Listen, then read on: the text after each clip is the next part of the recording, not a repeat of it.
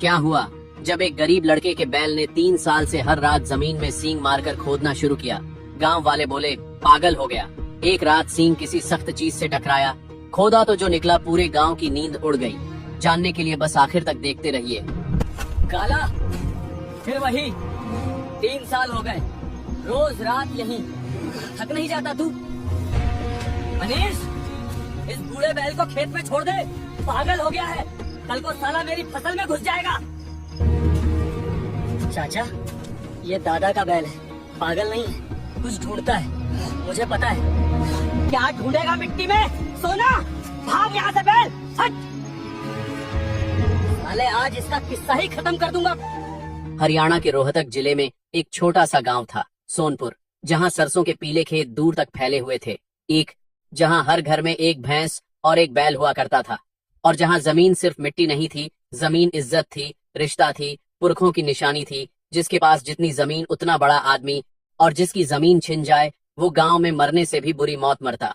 इसी गांव के एक टूटे से कच्चे मकान में रहता था 23 साल का मनीष चौधरी।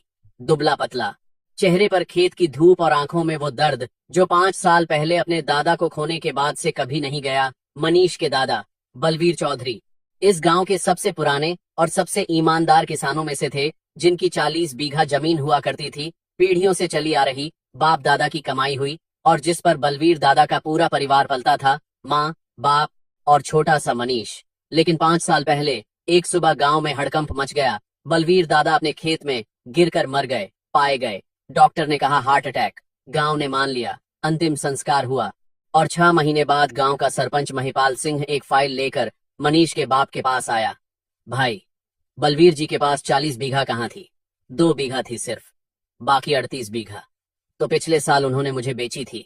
ये रहे कागज, मुहर और अंगूठे के निशान। मनीष के बाप के हाथ कांपे।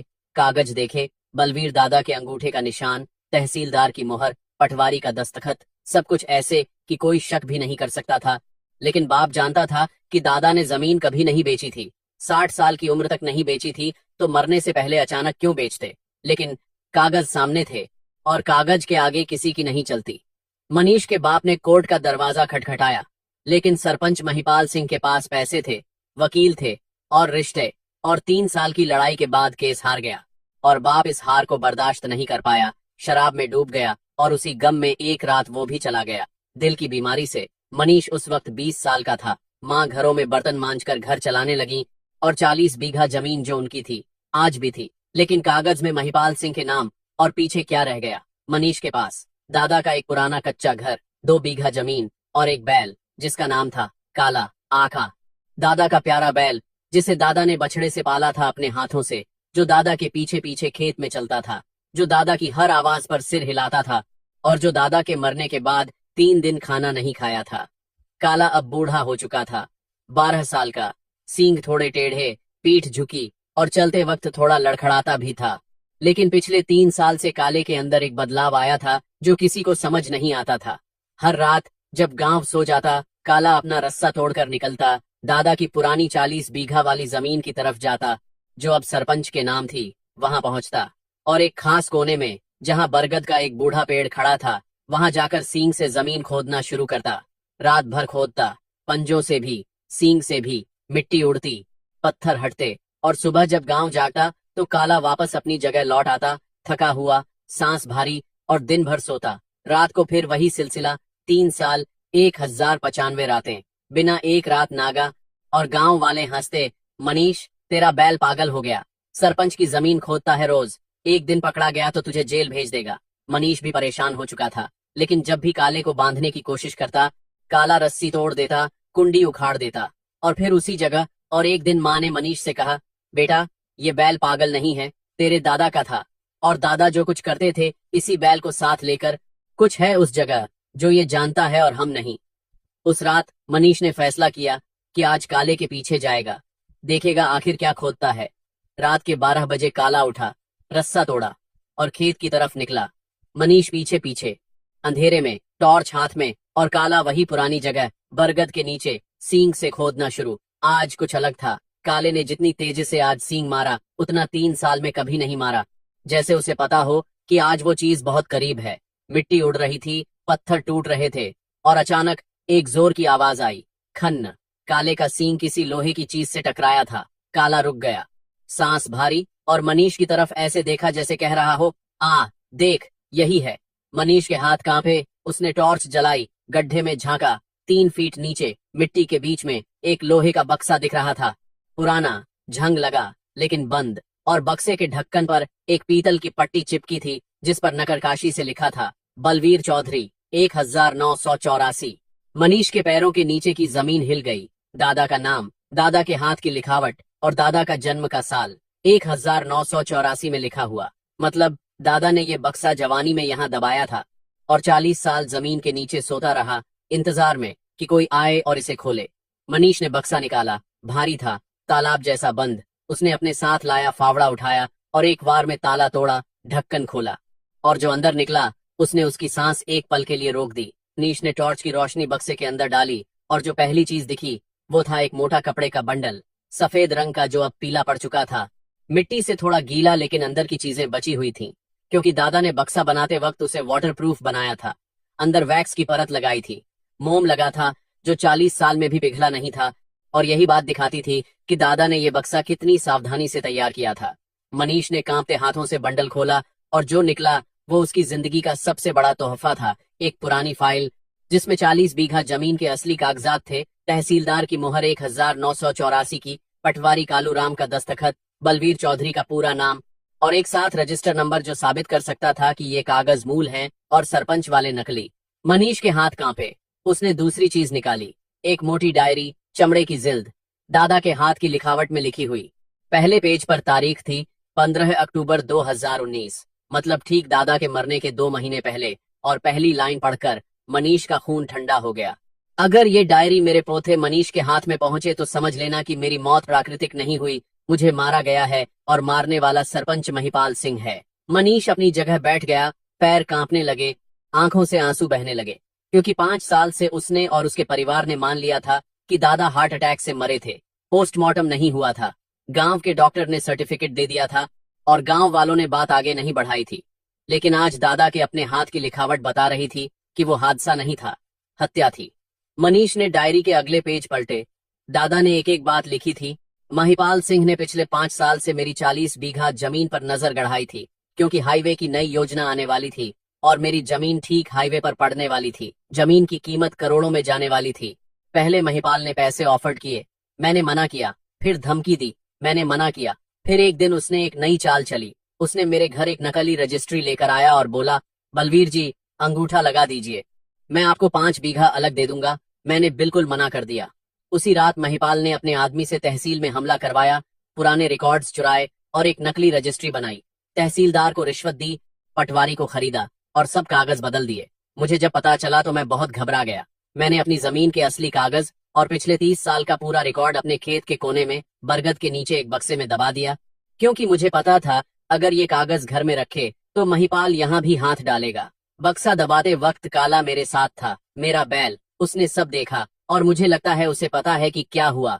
अगर मुझे कुछ हो जाए तो काला ही है जो वो जगह याद रखेगा। बेटा, मेरे बैल पर भरोसा रखना। मनीष ने और पन्ने पलटे और अगला सेक्शन पढ़कर उसके रोंगटे खड़े हो गए। दादा ने सिर्फ अपनी जमीन का नहीं, पूरे गांव के 20 किसानों की जमीन के फ्रॉड का रिकॉर्ड रखा था। महिपाल ने पिछले 12 साल में 20 किसानों की जमीन हड़पी है। सब किसानों की लिस्ट, तारीखें, रजिस्ट्री नंबर, सब यहाँ लिखा है। गुरदास जी की 15 बीघा 2011 में, राम कुमार की 8 बीघा 2014 में, सुरेंद्र पाल की 12 बीघा 2017 में, और हर बार नकली अंगूठा, नकली कागज, और जो विरोध करता वो या तो अचानक मर जाता या गांव छोड़कर चला जाता। भगवान दास, जो 2016 में मेरे सामने महिपाल के खिलाफ खड़े हुए थे, उन्हें 3 महीने बाद एक ट्रक ने कुचल दिया। एक्सीडेंट बताया गया, लेकिन एक्सीडेंट नहीं था, मैं जानता हूँ। मनीष ने आखिरी पेज तक पहुंचकर देखा, जहां दादा ने एक और चीज लिखी थी जो सबसे चौंकाने वाली थी। अगर मुझे कुछ हुआ तो मेरे पोते मनीष से कहना, वो चंडीगढ़ में रहने वाले एडवोकेट प्रेम सागर से मिले। वो मेरे बचपन के दोस्त हैं, उन्हें सब पता है। उन्हीं के पास मैंने अपने कुछ डॉक्यूमेंट्स की कॉपीज रखी हैं और वो मेरे पोते की पूरी मदद करेंगे। मनीष ने बक्से में देखा और वहां एक और चीज थी, एक छोटा सा कागज जिस पर एक एड्रेस लिखा था, advocate Prem Sagar Sharma, sector 17, Chandigarh, phone number. और इन सबके नीचे एक छोटा सा लिफाफा जिस पर लिखा था, मनीष के लिए, जरूरी वक्त पर खोलना। मनीष ने लिफाफा खोला। अंदर एक फोटोग्राफ थी दादा की, जिसमें वो बहुत पुरानी उम्र में एक आदमी के साथ खड़े थे और पीछे लिखा था, मैं और सरदार प्रीतम सिंह, डीआईजी हरियाणा पुलिस, बचपन के यार। अगर मनीष को पुलिस की जरूरत पड़े तो इनसे मिले, ये मुझे कभी नहीं भूले। मनीष ने सब कुछ अपनी शर्ट के अंदर छुपाया, बक्सा वहीं खाली रखा, गड्ढा बंद किया और काला, उसका प्यारा बूढ़ा बैल, मनीष के पास आकर खड़ा हो गया। मनीष ने काले को गले लगाया, आंसू गिरे। काला भाई, 3 साल तूने ये सब संभाला, तूने दादा का वादा निभाया, अब मेरी बारी है। मैं दादा का इंसाफ दिलवाऊंगा, चाहे कुछ भी हो। अगली सुबह 6 बजे मनीष चंडीगढ़ की बस में बैठा। शर्ट के अंदर दादा की डायरी और असली कागजात, जेब में 200 रुपए और दिल में एक तूफान। 5 घंटे बाद चंडीगढ़ पहुंचा। सेक्टर 17 और एडवोकेट प्रेम सागर के ऑफिस के बाहर खड़ा हो गया।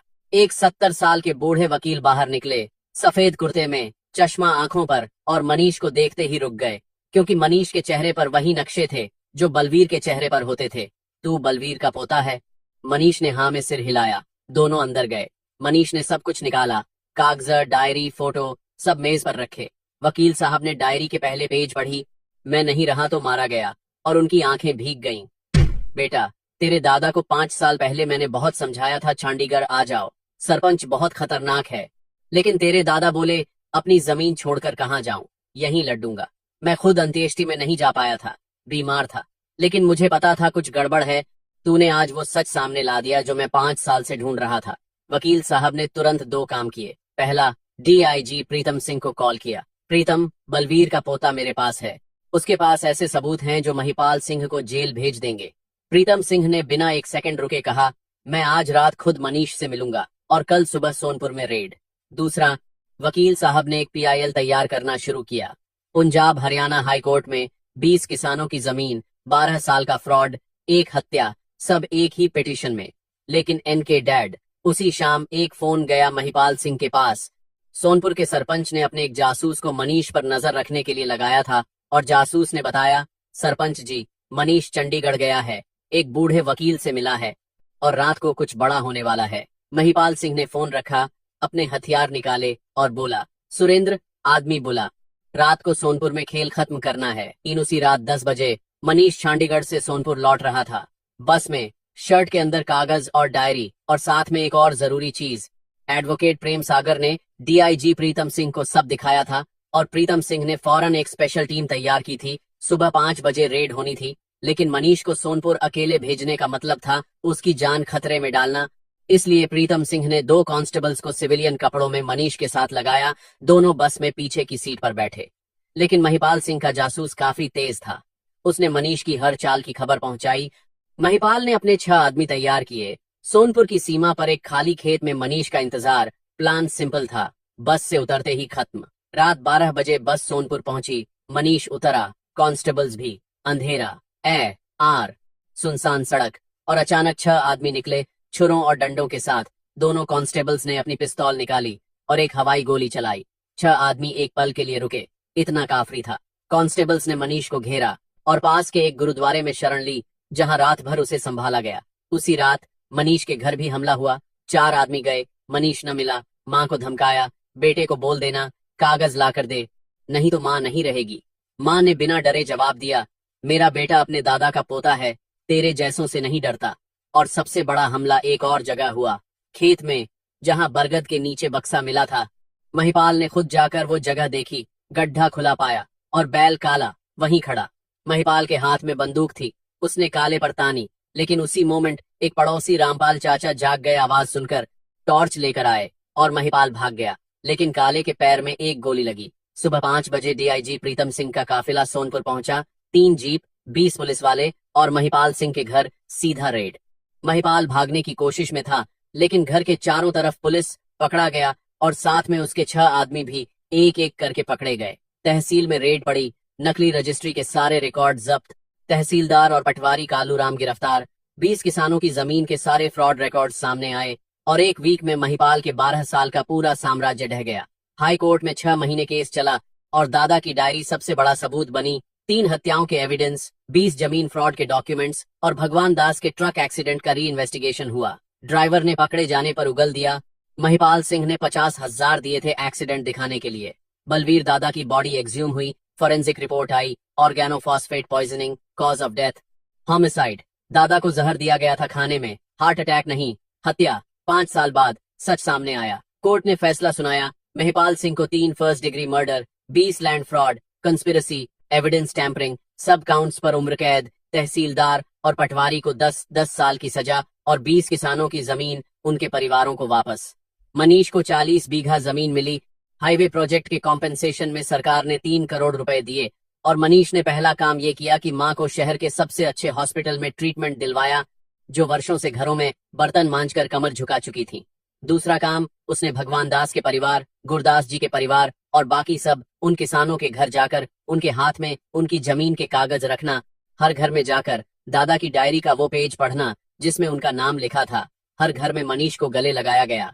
हर माँ ने मनीष के सिर पर हाथ फेरा और हर बेटे ने कहा, दादा बलवीर को सलाम, उनकी वजह से हमें हमारा हक मिला। लेकिन बिटर स्वीट वो शाम थी जब मनीष खेत पर गया, उसी बरगद के नीचे जहां काला 3 साल से खोदता आया था, और आज पैर में गोली लगने के बाद काला वहीं लेटा था, जिंदा लेकिन कमजोर। डॉक्टर ने कहा था 15 साल का बैल है, गोली का असर गहरा, शायद 1-2 दिन।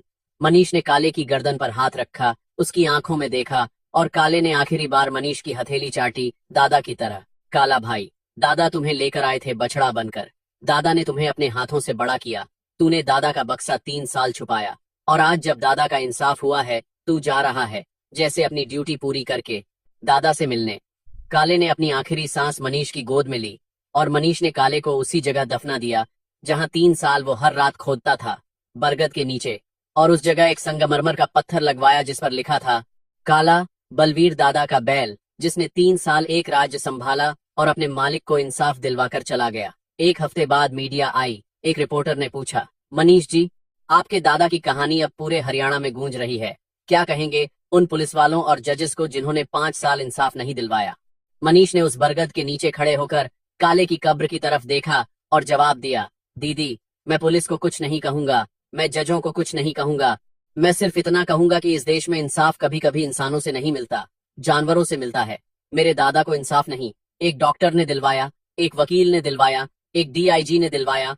असली इंसाफ एक बैल ने दिलवाया जो बोल नहीं सकता था लेकिन समझता था, और जब इंसान समझना बंद कर दें तो जमीन के नीचे दबा सच एक जानवर ही निकाल सकता है। दोस्तों, लाइक करो, कमेंट में लिखो, दादा बलवीर और काला को सलाम, शेयर करो उन लोगों को जो जानवरों को सिर्फ जानवर समझते, सब्सक्राइब करो। याद रखो, इस दुनिया में सबसे बड़ा गवाह इंसान नहीं होता, इंसान तो बिक जाता है, डर जाता है, भूल जाता है। सबसे बड़ा गवाह वो जानवर होता है जो न बिकता है, न डरता है, और जो अपने मालिक से किया हुआ रिश्ता मरते दम तक निभाता है। जिस दिन हम इंसान जानवरों जैसी वफादारी सीख लेंगे, उस दिन इस देश में कोई महिपाल पैदा नहीं होगा।